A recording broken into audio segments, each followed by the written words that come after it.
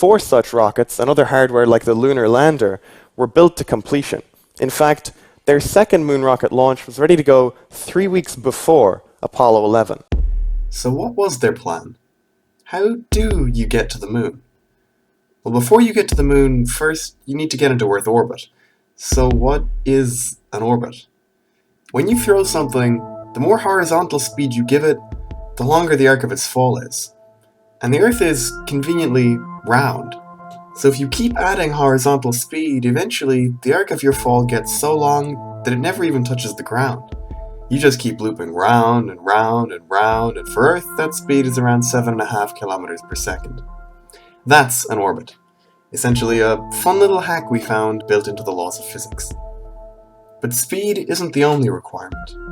You also need altitude, because you can never get that fast down here at the surface. The atmosphere this close to the Earth is so thick and dense that air resistance would be constantly slowing you down. But above 150 kilometers, the atmosphere becomes thin enough that drag is almost negligible. As long as you accelerate yourself to the required speed, you can then shut down your engine, kick back, and let momentum do the rest. But for those first 150 kilometers, that pesky drag is still a major issue. In fact, often up to 75% of a rocket's fuel is expended just to clear the lowest 30 kilometers of atmosphere. The Soviet moon rocket, the gargantuan N-1, would dedicate its first 3 stages to that task. All that just to put the payload into a low Earth orbit. The 4th stage, Block G, would finish the job of putting the ship into orbit and from there do another burn, the translunar injection, to place the spacecraft on a course to intercept the moon, aiming for the place the moon will be by the end of the 3-day transit time. With Block G spent, 4 of the rocket's 5 stages have been discarded. We're now left with just the 5th and final rocket stage, Block D, along with the LK lunar lander and Soyuz 7K LOK mothership. LK for Lunny Kорабль, meaning lunar ship, and LOK for Lunny Orbitalny Kорабль, meaning lunar orbital ship. It's once we get to the moon that things start to deviate from the typical Apollo mission structure. Already, to save weight, the Soviet mission would only fly 2 cosmonauts, and the lander is a cramped little one-seater compared to Apollo's comfortably spacious 3-person command module and 2-person lander respectively. But here's where the bare-bones measures start to get ridiculous. Once Block D slows the ship down from a lunar flyby trajectory into a stable orbit, the landing cosmonaut has to get out of the mothership and transfer to the lander from the outside. To save yet more weight, the docking port to connect the mothership and the lander were single-use, reserved for the reconnection of the 2 craft once the lander had returned from the surface. To this end, the ports didn't even have an internal crew transfer tunnel like on Apollo. They were simply a mechanism to physically latch together the 2 craft. So out the door the cosmonaut goes. He has to pull himself along by a series of tethers to get to the lander, and because it's still encased in the aerodynamic payload shell from launch, he has to open and go through 2 hatches, one in the shell and the other in the lander itself, to finally get in. From there, though the lander separates from the mothership, Block D is actually left attached, and the remainder of its fuel is used to perform the lander's deorbit burn and most of the descent.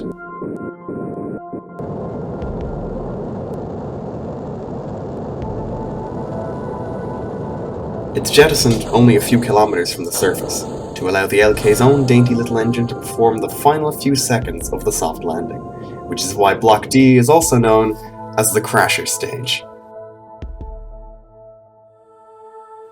The actual surface portion of the mission is pretty anticlimactic. The cosmonaut sets up the TV camera and plants the Soviet flag and all that, but there's not really that much to do. The even stricter weight limits imposed on the lander's ascent profile mean that the cosmonaut can only collect a few 100 grams of surface samples in a small little suitcase.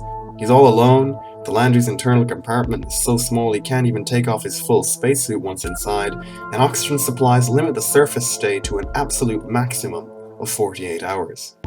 For ascent, the lander would use the same small engine, but the landing gear, ladder, and bulky equipment like the landing radar would be ditched to shave off as much weight as possible. Just getting back to orbit was enough to have what little fuel the LK had all spent. From here, the Soyuz mothership would take the active role in orbital maneuvering, unlike Apollo where the lunar module performed the rendezvous itself.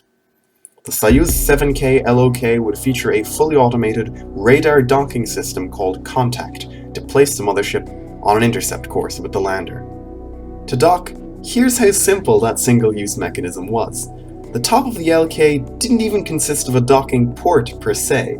It was just this haphazard honeycomb pattern of 108 hexagonal perforations, where all the Soyuz had to do was wedge its docking probe in any one of the available holes in order to lock the two craft together. To save weight, the Contact docking system would only bring the two ships close together. It was the cosmonauts' job to dock the two manually. So having so many possible holes to insert the docking probe into allowed a real big tolerance for misalignment, while the cosmonaut had to eyeball the docking.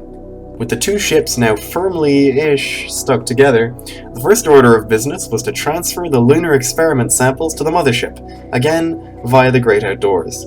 How they'd do this is each cosmonaut would stand at their respective open hatches, they'd string a rope between their two ends, and then the landing cosmonaut would float the suitcase full of moon rocks over to his buddy at the Soyuz after hooking the handle onto the tether. Then it was the cosmonaut's turn, and so after that whole routine, the LK can be ditched in a decaying lunar orbit while the LOK boosts itself back to Earth.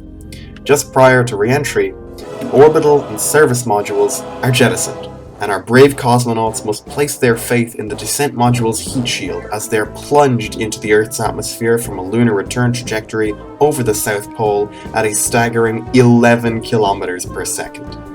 This would slow them down to just 7.5 kilometers per second, taking them back up to 5,000 kilometers in altitude before making final re-entry over Soviet territory on the second go-around.